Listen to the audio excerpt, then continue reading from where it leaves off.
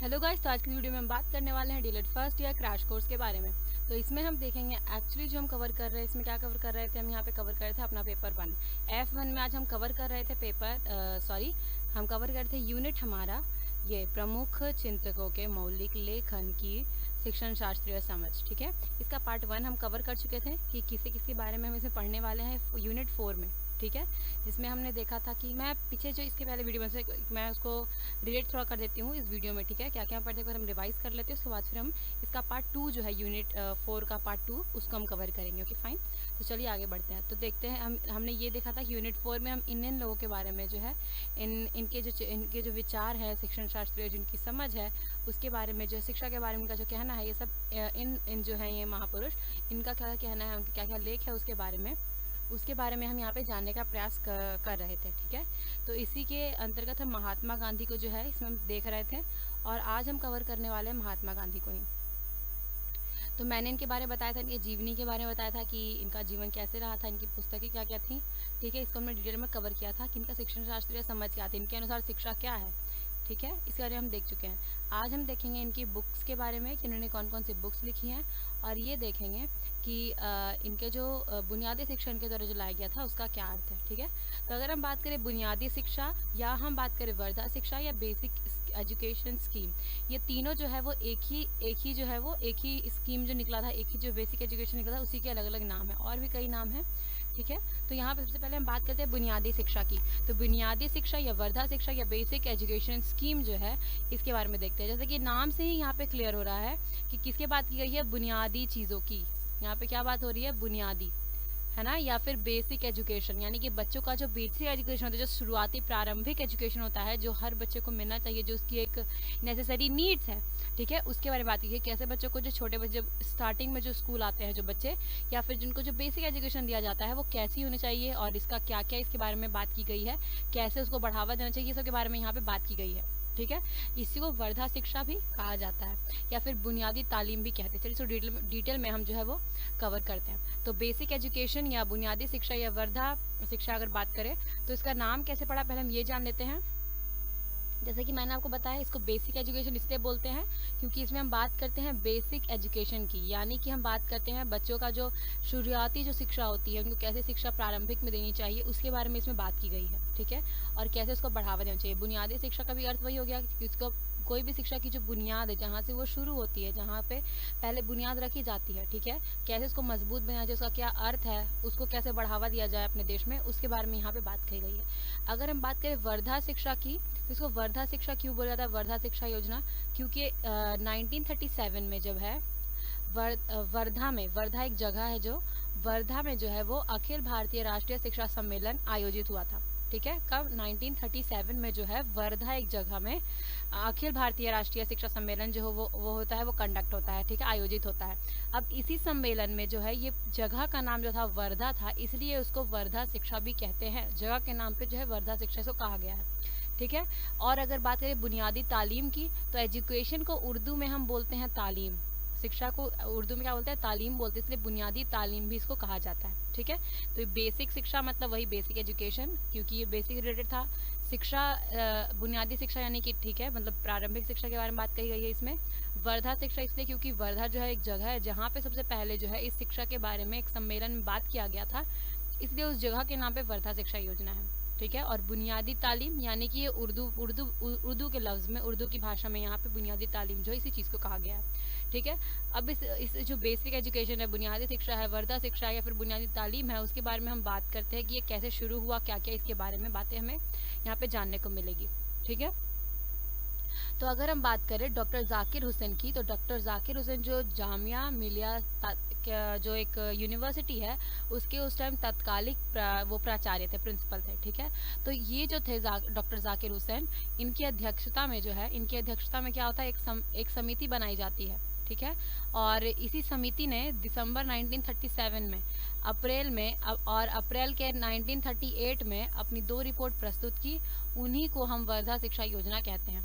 अब देखिए ये वर्धा शिक्षा जो है वो गांधी और डॉक्टर जाकिर हुसैन, गांधी जी, महात्मा गांधी और डॉक्टर जाकिर हुसैन के द्वारा ही जो है वो सबसे शुरुआत में इन्हीं लोग की अध्यक्षता में जो है वो बनाया गया। तो ये जो बुनियादी शिक्षा जब स्टार्टिंग में आई थी तो उसके अध्यक्ष कौन थे?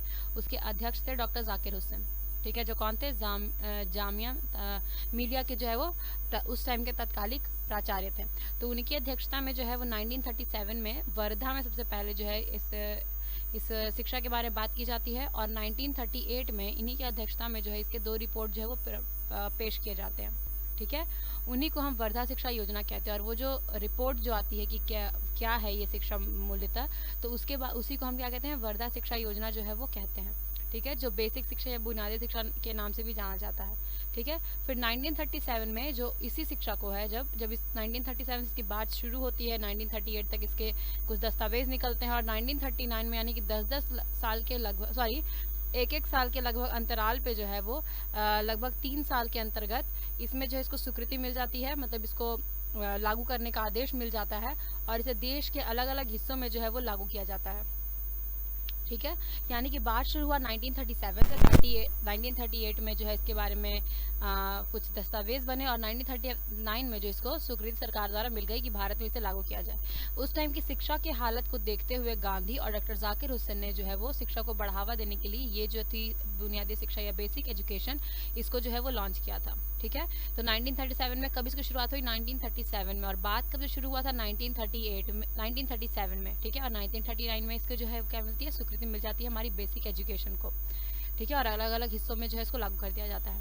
अब बात करते हैं बेसिक शिक्षा जो है वो क्या थी और इसकी क्या क्या विशेषताएं थी, इसके अंदर क्या क्या जो चीज़ें हैं वो जो हो रही थी, किस तरह की ये शिक्षा थी, इसके बारे में हम यहाँ पे जानने का प्रयास करेंगे। तो बुनियादी शिक्षा की विशेषताएं क्या थी, इसके फीचर्स क्या थे, ठीक है। तो ये बुनियादी शिक्षा जो थी इसकी जो अवधि थी, यानी कि ये जो बुनियादी शिक्षा है वो कब तक, मतलब कब तक दी जाएगी बच्चों को 7 साल तक दी जाएगी। यानी कि अगर हम बात करें कि बच्चा अगर पढ़ने जा रहा है 5 साल से, अगर वो पढ़ने जा रहा है तो 5 साल से लेकर के वो 5 या 6 साल से लेकर के वो 14 साल तक क्या करेगा? अपनी शिक्षा जो है, अपनी बेसिक शिक्षा जो है वो, प्राइमरी एजुकेशन जो है वो कंप्लीट करेगा, ठीक है। यानी कि यहाँ पे बुनियादी शिक्षा के अंतर्गत बच्चों को 7 साल का एजुकेशन देने का प्रावधान था, ठीक है। 7 साल बच्चों को शिक्षा जो है वो दी जाती थी। अब ये शिक्षा कैसी थी? देखिए यहाँ पे उम्र भी दे रखा है 6 से 14 वर्ष तक। 6 साल से 14 वर्ष तक के बच्चों को यहाँ पर जो है वो 7 साल की शिक्षा जो है वो बालक और बालिकाओं को निःशुल्क और अनिवार्य रूप से शिक्षा जो है वो देने की यहाँ पे बात कही गई। कहा गया कि अगर भारत का हर जो बच्चा है, भारत का एक बच्चा जो है उसको बुनियादी शिक्षा जो है वो मिलनी ही चाहिए, उस टाइम ये बात कही गई। और ये इसको प्रमोट करने के लिए ये भी कहा गया कि 7 साल तक ये शिक्षा जो है वो, मतलब 7 साल की शिक्षा जो है वो हर बच्चे का अधिकार है, बेसिक नीड है, ये कहा गया। इसमें उम्र रखा गया 6 साल से 14 वर्ष तक। और बालकों को कैसे शिक्षा, इसको प्रमोट करने के लिए कैसे शिक्षा देने की बात कही गई? तो निःशुल्क शिक्षा, यानी कि इसमें कोई फी नहीं लगेगा, और अनिवार्य, यानी कि हर किसी को लेना एकदम कंपलसरी है। जिस तरह से खाना आपके लिए अनिवार्य है, पानी आपके लिए अनिवार्य है, वैसे शिक्षा भी क्या है? एक बेसिक नीड में इसको ऐड कर लिया गया।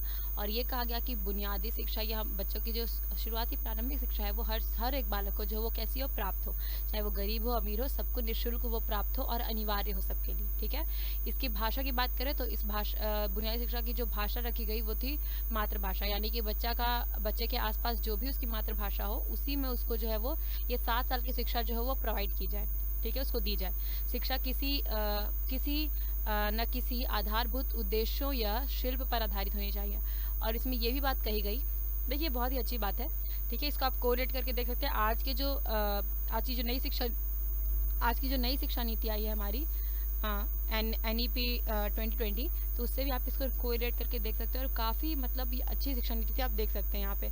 तो यहाँ पे क्या है, यहाँ बात कि शिक्षा को क्या किसी न किसी आधारभूत उद्योग और शिल्प के आधार पर आधारित होना चाहिए। यानी कि यहाँ पे ये कहा गया कि शिक्षा केवल यहाँ पे हम किताबी ज्ञान नहीं देंगे बच्चों को हम क्या करेंगे?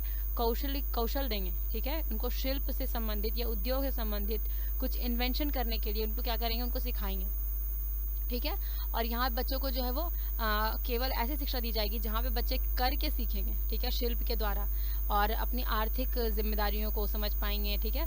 उद्योग यानी कुछ इन्वेंशन करेंगे, कुछ बनाएंगे, ठीक है। शिल्प यानी कि कुछ कला संबंधित होगी ये शिक्षा, ठीक है। और बच्चों को कैसे कौशल प्रोवाइड किया जाएगा, ठीक है, कौशल दिया जाएगा, ठीक है। तो ये कहा गया कि कौशल शिल्प पे और उद्योग पे आधारित होगा, यानी कि ये सब चीज़ें बातों का भी ध्यान रखा जाएगा। केवल शिक्षा यहाँ पे किताबी शिक्षा नहीं होगी, ठीक है। और ये कहा गया कि अंग्रेजी और धार्मिक रहित शिक्षा होगी, यानी कि बुनियादी शिक्षा में एक चीज़ यहाँ पे ये बात है कि यहाँ पे आपको अंग्रेजी की शिक्षा और धर्म की शिक्षा जो है वो नहीं दी जाएगी, ये बात कही गई, ठीक है। शिल्प द्वारा स्वावलंबी बनाया जाएगा। शिल्प द्वारा यानी बच्चों को स्किल दे करके, बच्चों को स्किल्ड बना करके उनको क्या किया जाएगा, स्वावलंबी यानी कि स्वतंत्र बनाया जाएगा। यानी कहने का बात है कि यहाँ बच्चों को ये बताया गया इस शिक्षा के द्वारा, ये मेन एम था इस शिक्षा का कि बच्चों को केवल किताबी ज्ञान नहीं देना है, बल्कि उनको इस लायक भी बनाना है ताकि उनके पास कुछ कला आए, ठीक है, कुछ कौशल आए। और उस कौशल के बलबूते पे बच्चा जो है वो आर्थिक रूप से, शारीरिक रूप से, मानसिक रूप से क्या हो, चिंता मुक्त हो, या फिर आप कह सकते हैं कि वो कैसा हो, आर्थिक रूप से वो जो क्या हो, स्वतंत्र बने, ठीक है। वो ये जानता हो कि किसी पे उसको केवल नौकरी ही नहीं करना है, केवल ये ना जाने, ये जाने कि कैसे उसको खुद का बिजनेस करना है, कैसे कुछ उसको आर्ट वर्क करना है, खुद का कैसे इन्वेंशन करना है, और खुद से ही कैसे कुछ अपने कौशल के द्वारा, कुछ स्किल के द्वारा कैसे खुद को स्वतंत्र बनाना है, ठीक है। यानी कि कहने का मतलब है यहाँ पे बच्चों को शिल्प के बारे में या कौशल के बारे में, स्किल के बारे में यहाँ पे बच्चों को स्वावलंबी यानी कि स्वतंत्र बनाने की बात कही गई, ठीक है। तो ये चीज़ काफ़ी अच्छी रही है। जैसे कि आज के हमारे स्कूल्स में मैं देखती हूँ कि खासकर बहुत सारे स्कूल्स में किसी का नाम नहीं लूँगी, लेकिन बहुत सारे स्कूल में मैं देखती हूँ कि बच्चों को ना स्किल पे फोकस नहीं करते हैं। स्किल की क्लास आप देखते हो कि वीक में एक दिन आपको ड्राइंग की क्लास मिलती होगी, एक दिन आपको गेम की क्लास मिलता होगा, जबकि ये सब में भी उतने ही अपॉर्चुनिटीज़ हैं जितने कि आपको किसी पढ़ाई के द्वारा है, ठीक है। तो और काफ़ी लोड भी रहता है बच्चों पर। तो आप ये ध्यान रखिए कि बच्चों को अगर आप कहीं भी जा रहे पढ़ा रहे हैं तो आप ध्यान रखिए कि उनको स्किल भी, मतलब उसको कहिए कि आप कुछ स्किल भी सीखे साथ में, पढ़ाई के साथ साथ, ठीक है। तो यहाँ पे स्किल काफ़ी ज़रूरी बात यहाँ पे कही गई है, स्किल को काफ़ी महत्व दिया गया है शिक्षा में। और फिर क्या था, हस्तशिल्प और शारीरिक श्रम को महत्वपूर्ण स्थान दिया गया। यानी कि ये कहा गया कि कैसे हम बच्चों को हाथ से, मतलब हाथ में कैसे उनको कौशल भरे और उनको शारीरिक श्रम को बढ़ावा देने की बात कही गई। यानी कि ये कहा गया कि बच्चों को कैसे फिजिकली स्ट्रांग बनाए, ठीक है। बच्चा जो है वो करके केवल सीखे नहीं, बल्कि करके ये भी देखे कि करके कैसे हम जीवन अपना चला सकते हैं, ठीक है। किसी के बिना नौकरी किए कैसे कुछ आर्ट वर्क बना करके, जैसे कि आप आज कुछ लोग देखते होंगे पेंटिंग बना करके पेंटिंग अपना सेल करते हैं और उससे जो अर्न करते हैं वो वही जो है उनका प्रॉफिट ऑफ इनकम होता है, सोर्स ऑफ इनकम होता है, ठीक है। तो वो क्या हो गया, हस्तशिल्प हो गया। बच्चे जो है, मतलब लोग जो है वो हाथ से अपना आर्ट कर रहे हैं और उसको सेल कर रहे हैं और अपना पैसा जनरेट कर रहे हैं। तो वही बात यहाँ पे कही गई कि बच्चों को ऐसा बनाया जाए ताकि बच्चे जो है वो क्या करें, खुद से ही कुछ ऐसा बनाएं और उसको फिर बेचें और फिर उससे जो है पैसा कमाएं। किसी का नौकर बन के या किसी के यहाँ नौकरी करके ही केवल पैसा कमाना ना सीखें, इस बात पे यहाँ पे ध्यान दिया गया। एक चीज़ और थी कि बुनियादी शिक्षा में जितने भी विद्यालय थे या फिर आप गांधी जी के जितने भी विद्यालय थे उसमें ये चीज़ यहाँ पे ध्यान दिया गया कि विद्यालय का जो संचालन होता था वो भी जो है वो बच्चों के द्वारा ही होता था। यानी कि बच्चे ही उसमें पढ़ते थे और बच्चे ही उसमें क्या करते थे, बच्चे ही उसमें अपना योगदान देते थे और उन्हीं के द्वारा ही, बच्चों द्वारा ही स्कूल का संचालन होता था। कैसे, बच्चे ही अपना वहाँ पे आर्ट वर्क सीखते थे और उसी आर्ट वर्क को वहाँ पे सेल करते थे आसपास में या फिर कैसे भी, और फिर उसके बाद उससे जो पैसा जनरेट होता था उसी से फिर विद्यालय का जो है वो संचालन होता था। ये बात यहाँ पे है। और शारीरिक श्रम में अगर बात करें तो आप ऐसे भी अगर आप देखें गांधी जी के काफ़ी विद्यालयों में, तो वहाँ पे जैसे जापान स्कूल सिस्टम में है ना कि वहाँ पे क्लासरूम या फिर स्कूल के जो क्लीनिंग होगी वो कौन करेगा, वो बच्चे द्वारा ही किया जाता है। तो ये बात भी यहाँ पे गांधी जी के द्वारा कही गई कि बच्चे ही जो है वो विद्यालय को चलाएंगे, ठीक है। चाहे वो साफ़ सफाई के मामले में हो, चाहे विद्यालय का संचालन कैसे हो इसके मामले में हो, या फिर विद्यालय की जो पैसे का सोर्स है, यानी कि कैसे विद्यालय में पैसा आएगा, ये सब चीज़ों के बारे में काफ़ी अच्छी बात है कि बच्चों पे ही रिस्पॉन्सिबिलिटी दी जाए स्कूल में, ठीक है। तो यही बात यहाँ पे जो है वो कही गई। अब हम देखते हैं नेक्स्ट टॉपिक, तो नेक्स्ट पॉइंट, तो शिक्षा बालक के जीवन, घर और हस्तशिल्प से संबंधित हो। यहाँ पे यही बात फिर से कही गई कि बच्चे का जो भी शिक्षा जो भी बच्चों को स्कूल में दी जाए, जो विद्यालय में दी जाए, वो किससे संबंधित हो, उसके जीवन से संबंधित हो। ऐसा ना हो कि हम कुछ ऐसी चीज़ बच्चों को पढ़ा रहे हैं जो उसके जीवन में काम ही नहीं कभी आए, ठीक है। तो बुनियादी शिक्षा में ये बात कही गई कि हम बच्चों को एकदम ट्रिग्नोमेट्री ही ना पढ़ाएं, ठीक है। यानी कि ऐसी चीज़ें ना पढ़ा दें, इतने बड़ी बड़ी चीज़ें कि उसके जीवन में एक सामान्य व्यक्ति के जीवन में काम में ना आ रही हो, ठीक है। तो ऐसी चीज़ें बच्चों को पढ़ाएं जो एक सामान्य व्यक्ति, हर किसी सामान्य व्यक्ति के जीवन में जो है वो काम आता हो। जैसे कि साफ़ सफाई के मामले में, अच्छा कौन साफ़ सफाई नहीं करता, ठीक है। कुकिंग हो गया, हर किसी को खाना चाहिए, तो ये हो गया। या फिर अगर हम बात करें कैसे जीवन चलाना है, कैसे पैसे कमाना है, जीवन उपार्जन कैसे करना है, कैसे स्वतंत्र बनना है, कैसे हमें शारीरिक रूप से बलवान बनना है, ठीक है, कैसे हमें खेती करनी है क्योंकि खेत से खाना आ रहा है, ठीक है। तो ये सब चीज़ें क्या है, तो ये सब चीज़ें जो है वो उसके जीवन से संबंधित है। तो बेसिक या फिर बुनियादी शिक्षा में ये बात कही गई कि हमारा जो शिक्षा होगा वो किससे संबंधित होगा, जीवन से संबंधित होगा, ठीक है। इस बात कही गई। और अभी भी अगर आप देखे होंगे, अगर आप डीएलएड पढ़ रहे होंगे तो आपको पूरे डीएलएड में यही पढ़ना है कि बच्चों को जो हम शिक्षा देंगे वो उसके जीवन से संबंधित होना चाहिए। जो भी आप पढ़ाएंगे वो कैसे पढ़ाएंगे, बच्चों को उसके जीवन से जोड़कर पढ़ाएंगे। एनसीईआरटी भी यही कहती है। अब हम बात करें घर से संबंधित हो, यानी कि बच्चा जो है वो उसके मतलब उसके जो पुराने अनुभव है, जो देखिए बच्चा जो है वो घर से ही विद्यालय आता है, तो वो कुछ अपने अनुभव जो उसके घर के अनुभव है, आस पड़ोस के अनुभव हैं, वो लेकर आता है विद्यालय। तो घर का यहाँ पे कहने का मतलब है केवल उसका घर नहीं, उसके जहाँ से वो आया है, जिस सोसाइटी से, जिस वो कल्चर से आया है, उससे संबंधित उसकी शिक्षा होनी चाहिए, ठीक है। तो वही बात यहाँ पे कही गई है कि बच्चे की जो शिक्षा हो वो कैसे हो, उसके घर से संबंधित हो। अगर आपने कभी एनसीईआरटी की बुक देखी होगी या फिर ईवीएस या फिर हिंदी किसी भी सब्जेक्ट की अगर आपने देखी होगी 1 to 5, तो आप देखते होगे कि वहाँ पे जो है वो अलग अलग जगह के बारे में बताया गया है। जैसे कि अगर हम बात करें कि वर्धा, हिंदी की अगर बुक देखें तो हिंदी की बुक में एक चकै के चकदुम एक पोयम है, वहाँ पे वो जो चकै के चकदुम है पोयम, वो शायद कुछ वर्ली आर्ट है उसके बारे में वहाँ पे वो ड्राइंग दिया हुआ है और उसके बारे में बताया गया है, और वहीं की वो पोयम है उसके बारे में बताया गया है, ठीक है। अगर आप ईवीएस की बुक देखेंगे तो वहाँ पे आप देखेंगे कि जैसे कि एक है वो द मीन्स ऑफ ट्रांसपोर्ट, ठीक है। तो वो ट्रांसपोर्ट के बारे में अगर आप देखेंगे तो वहाँ पे अलग अलग जगह के बारे में बताया गया कि कैसे जो है वो बच्चे विद्यालय जाते हैं, असम में कैसे जाते हैं, ठीक है, झारखंड में कैसे जाते हैं, गुजरात में कैसे जाते हैं, राजस्थान में कैसे जाते हैं, केरला में कैसे जाते हैं। मतलब अलग अलग जगह का जो हर एक स्टेट का जो खूबी है, जो कल्चर है, उसको वहाँ पे डिराइव किया गया है कि कैसे जो है वो हर जगह कैसे कैसे सोसाइटी है, ताकि देखिए एनसीईआरटी बुक जो है वो पूरे भारत में चलती है और हर बच्चा उस किताब से खुद को रिलेट कर पाए, कहीं कोई बच्चा छूट ना जाए, इसलिए हर स्टेट के बारे में उस बुक में जो है वो मेंशन है, ताकि समझ पाए बच्चा ये तो हम जानते हैं, तो मेरे ही सोसाइटी से है, मतलब कुछ नया चीज़ नहीं पढ़ रहे हैं, ठीक है। तो ऐसा उसको समझ में आएगा और बच्चा उसे रिलेट कर पाएगा। तो यही बात काफ़ी अच्छी है कि बालों को कैसे शिक्षा देनी है, तो वो जीवन से संबंधित हो, उसके घर से संबंधित हो, उसके कल्चर से संबंधित हो, ठीक है, और हस्तशिल्प से संबंधित हो, यानी कि उसमें उसको करके सिखाने पे उसको जोर दिया जाए। जैसे कि अगर हम बच्चों को सिखा रहे हैं कि घड़ा कैसे वर्क करता है, ठीक है, उसमें पानी ठंडा कैसे रहता है, तो हम बच्चों को मिट्टी का फंक्शन बताएंगे कि उसमें देखो एक छोटे छोटे ये स्पोर होते हैं, जो छोटे छेद होते हैं जिसकी वजह से वो पानी ठंडा रहता है, ठीक है। बच्चों को हम या फिर हम बच्चों को बता रहे हैं कि हमारा वेजिटेशन कैसा है, हमारा आसपास खरीफ क्रॉप बता रहे हैं, रबी क्रॉप बता रहे हैं, तो हम बच्चों को खेत में या फिर उसको लगवा कर दिखाएंगे कि बीज कैसे बड़ा हो रहा है, कैसे कब कौन सा फसल लग रहा है, ठीक है, करके दिखाने पे यहाँ पे बात कही गई है, ठीक है। अब हम बात करें नेक्स्ट पॉइंट की, तो बालक और बालिकाओं का समान पाठ्यक्रम, यानी कि बालक और बालिकाओं का कैसा पाठ्यक्रम होगा, तो सामान्य होगा, यानी कि कोई भी भेदभाव दोनों में नहीं किया जाएगा। 6 और 7 कक्षाओं में शिल्प और गृहस्थ ज्ञान दिया जाएगा, यानी कि 6ठी और 7वीं कक्षा में बच्चों को शिल्प और गृहस्थ ज्ञान दिया जाएगा, यानी कि बच्चों को घर कैसे चला जाता है, कैसे घर में खाना बनाया जाता है, कैसे कुकिंग होता है, कैसे खेती होती है, कैसे शिल्प होता है छोटे, जैसे कि बर्तन बनाना, पेंटिंग बनाना, या फिर कढ़ाई करना, या फिर अगर बात करें तो पॉटरी मेकिंग जिसको कह सकते हैं, या फिर हम बात करें सिलाई करना, ठीक है, कढ़ाई करना, बुनाई करना, ये सब चीज़ें जो बेसिक जो होती है, जो हमारे डेली लाइफ में काम आती है, सूत काटना, क्योंकि चरखा काफ़ी पॉपुलर था उस टाइम, तो ये बात भी यहाँ पे ध्यान रखी गई, ठीक है। आई होप यहाँ तक समझ में आया होगा। अब हम देखते हैं बुक्स। तो बुक्स में अगर बात करें तो सबसे पहली बात अगर बात करें गांधी जी की पत्रिकाओं की, सबसे पहले हरिजन पत्रिका जो थी वो सबसे पहले गांधी जी द्वारा पब्लिश की गई, ठीक है। हरिजन पत्रिका जो है वो सबसे पहले लाई गई और इसमें ये बताया गया, इसका नाम ही आप देख रहे हो कितना अच्छा नाम है, हरिजन, यानी कि हरि के लोग, ठीक है। तो ये जो पत्रिका थी, इसी में सबसे पहले गांधी जी ने जो है वो बुनियादी शिक्षा या बेसिक एजुकेशन की जो है बात कही थी इसी पत्रिका में, और इसी में सबसे पहले जो वो प्रिंट हुआ था। अब हम बात करें इसके बाद आता है हमारा मानसिक पत्रिका।